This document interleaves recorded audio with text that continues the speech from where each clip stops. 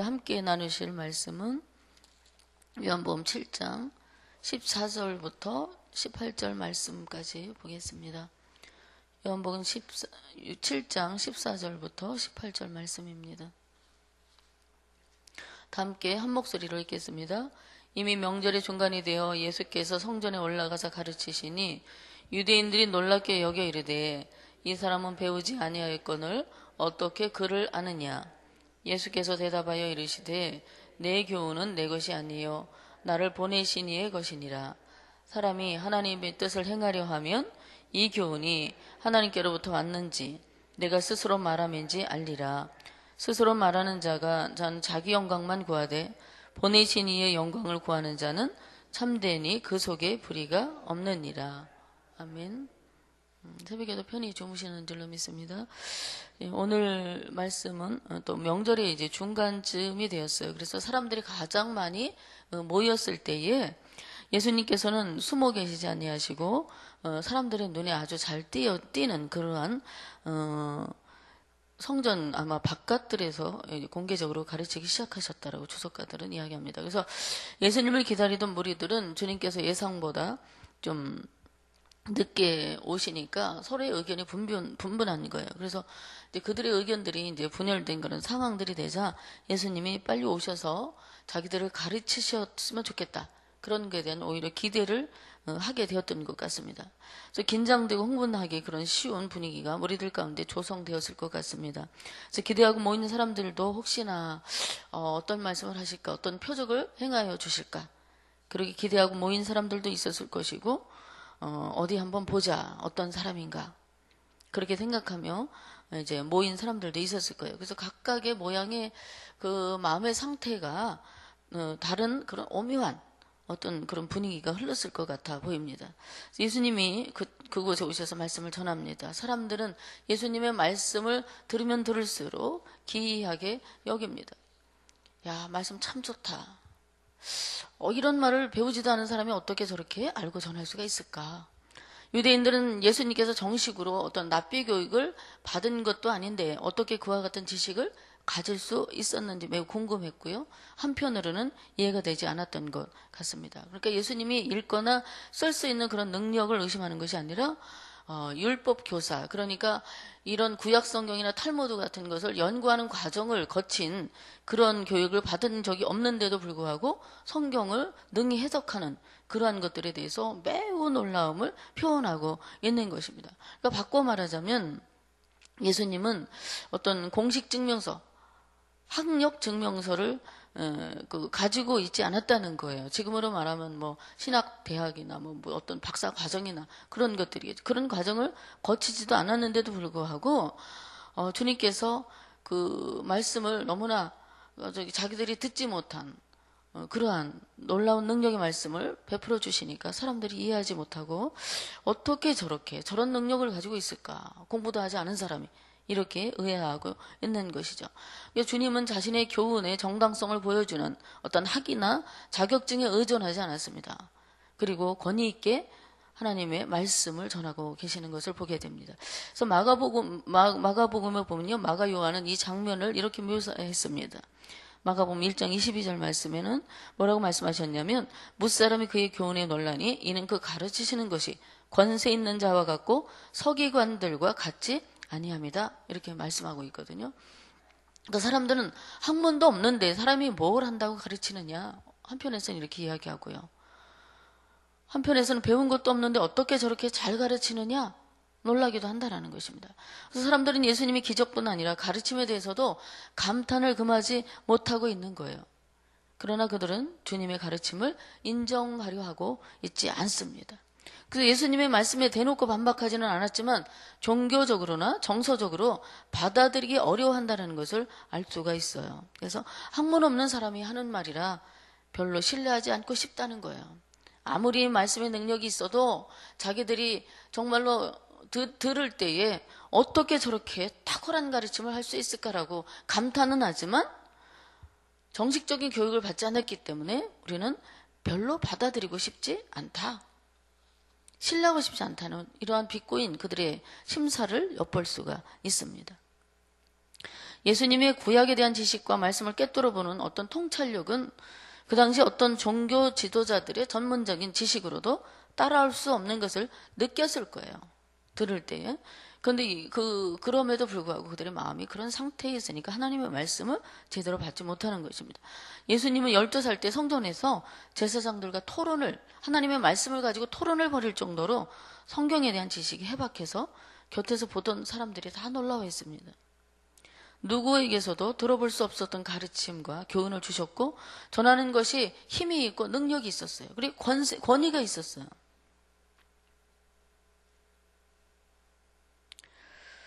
그때에 성전 바깥들에서 우리들에게 어떤 말씀을 하셨는지는 성경에 구체적으로 기록된 바는 없습니다. 여러 가지 추측이 있지만 우리는 정확하게 그것을 알 수는 없어요. 아마도 하나님 나라이거나 아니면 예수님 자신이 누구이신지 미래에 대한 사건들이 어떻게 일어날 것인지에 대한 예언적 진술이었든지 아니면 마태복음에 있는 산상 설교이셨는지는 밝혀지지 않았습니다. 그러나 다른 가르치는 자들이 전하지 않았던 말씀하셨을 그런 가능성이 클 것 같아요.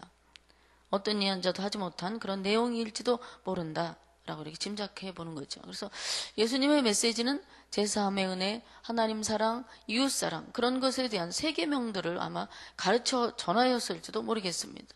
진리와 성경 또 종말에 대한 이야기들에 대해서 분명하게 아마도 주님은 가르쳐 주셨을 것 같습니다.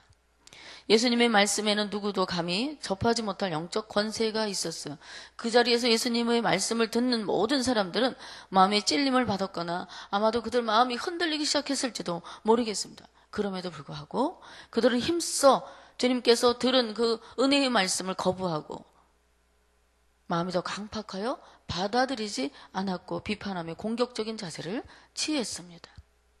내가 하는 말을 믿을 수 없다. 배운 것도 없으면서 뭔 가르침이냐는 거예요.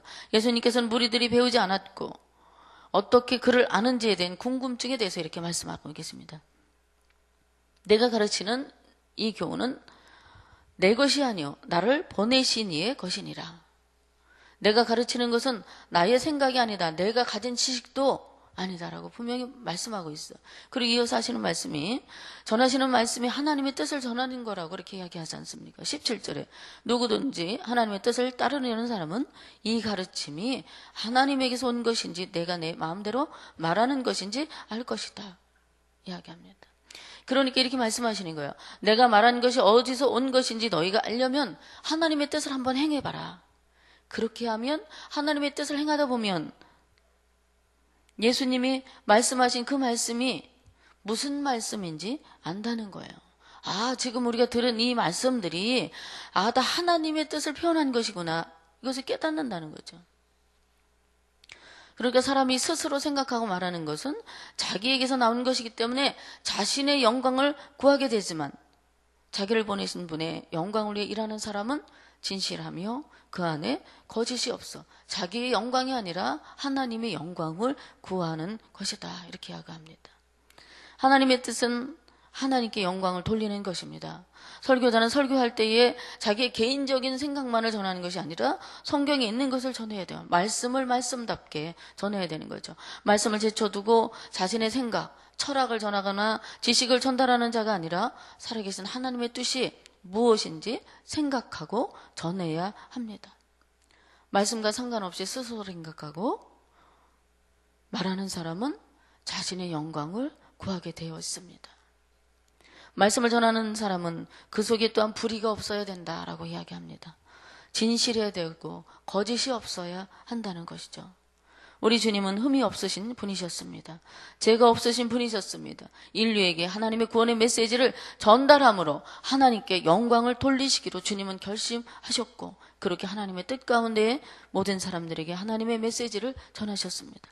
예수님은 자신에게 대해서 참되고 그 속에 불의가 없다고 올바르게 주장하실 수 있었습니다.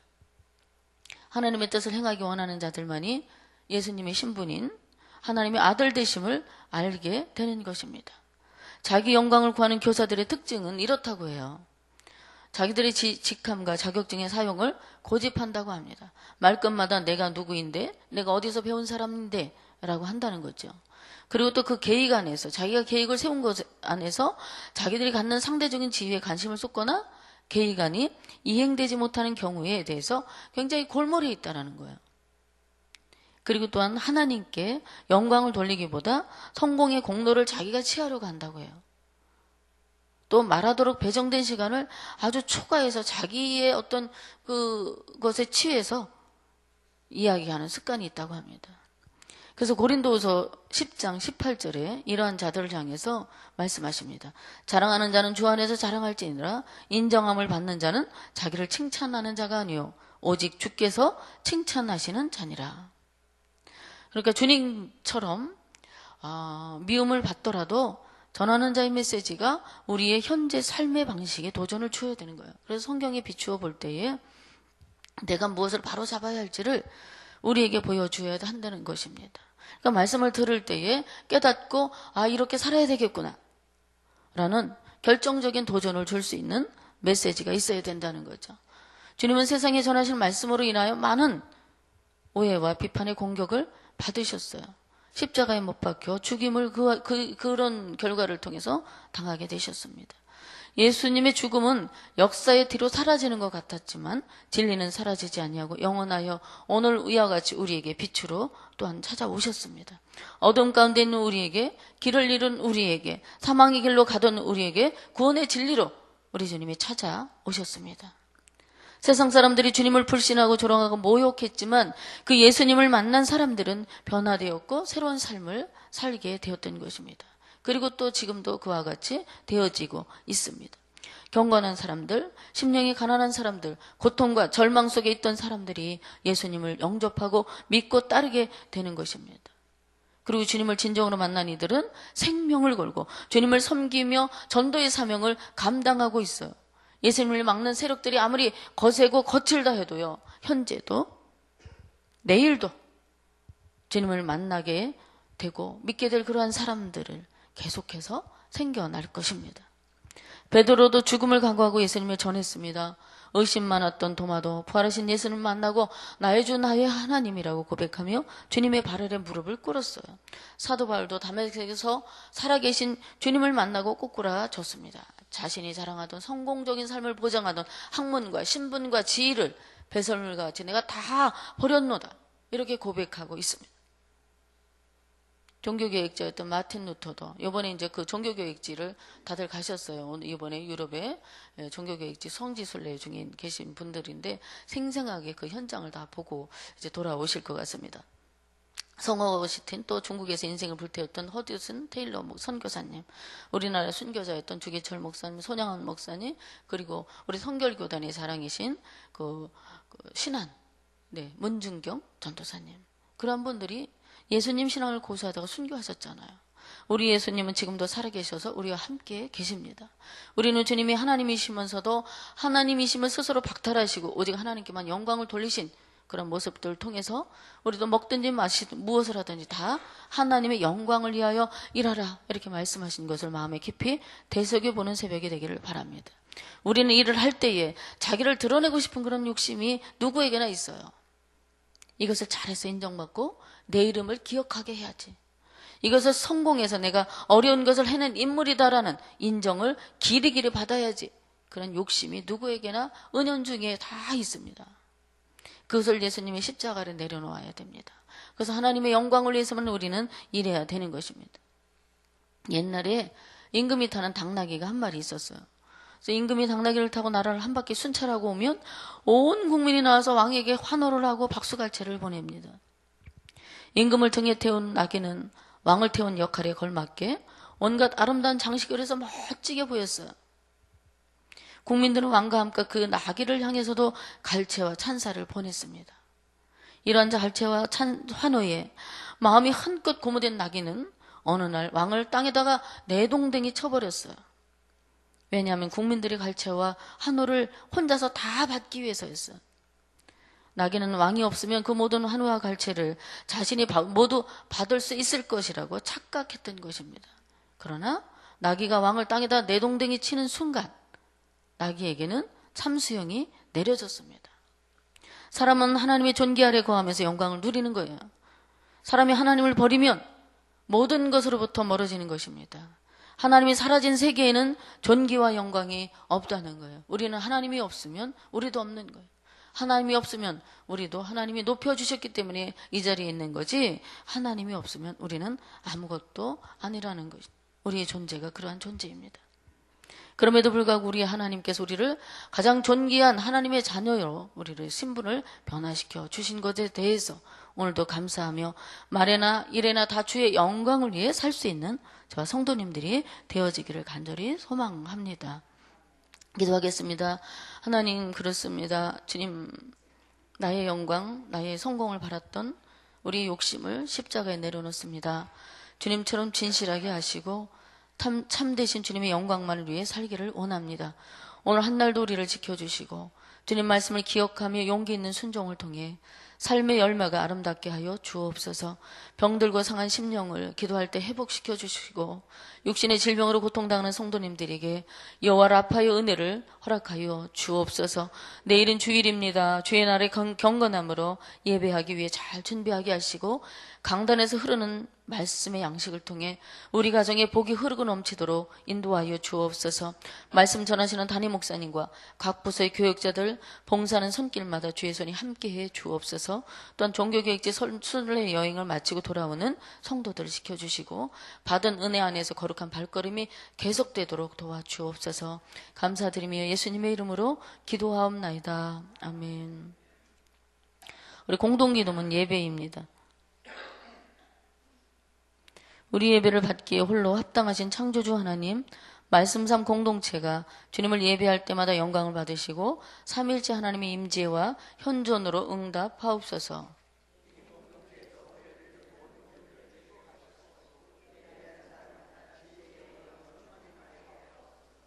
주님이 찾으시는 예배자들이 훈련되어 일어나게 하옵소서. 교회에 함께 모여 우러르는 공예배의 거룩한 감동을 세상에 흩어져 섬기고 나누는 삶의 예배로 살게 하옵소서. 아멘. 다 같이 주기도문 하시겠습니다. 하늘에 계신 우리 아버지, 아버지의 이름을 거룩하게 하시며 아버지의 나라가 오게 하시며 아버지의 뜻이 하늘에서와 같이 땅에서도 이루어지게 하소서. 오늘 우리에게 일용할 양식을 주시고 우리가 우리에게 잘못한 사람을 용서하여 준 것 같이 우리 죄를 용서하여 주시고 우리를 시험에 빠지지 않게 하시고 악에서 구하소서. 나라와 권능과 영광이 영원히 아버지의 것입니다. 아멘. 우리 함께 들은 함께 하나님 앞에서 같이 기도하는 제목을 드리겠습니다. 지금 들은 말씀이 내 삶으로 이어지게 하옵소서. 거룩한 주일을 기대하며 정성껏 주일을 준비하게 하소서. 주일을 준비하는 목회자와 사역자들에게 성령님의 기름 부으심이 있게 하옵소서. 주일 대예배와 다음 세대 예배를 축복하여 주시고 은혜 가운데 성장하는 교회 되게 하소서. 주일에 진행하는 남전도 연합회 노방전도를 통해서 복음이 효과적으로 전해지게 하옵소서. 오늘 귀국하는 종교개혁지 성지순례팀이 안전히 귀국하도록 지켜주소서. 오늘 있을 남전도 연합회 주최 등산대회를 안전하게 하시고 행복한 모임이 되게 하옵소서. 이와 같은 기도 제목을 가지고 함께 기도해 주시고요. 각자 기도하신 후에 자유롭게 삶의 자리로 돌아가시도록 하겠습니다. 기도하겠습니다. 하나님 참 감사합니다. 우리를 진실하게 하시고 거짓됨이 없도록 도와주옵소서. 우리 예수님의 마음을 닮아 살아가게 하시고 말씀을 전하는 이나 듣는 자들의 심령이 하나님 앞에 신실하게 도와주시기를 원하고 기도합니다.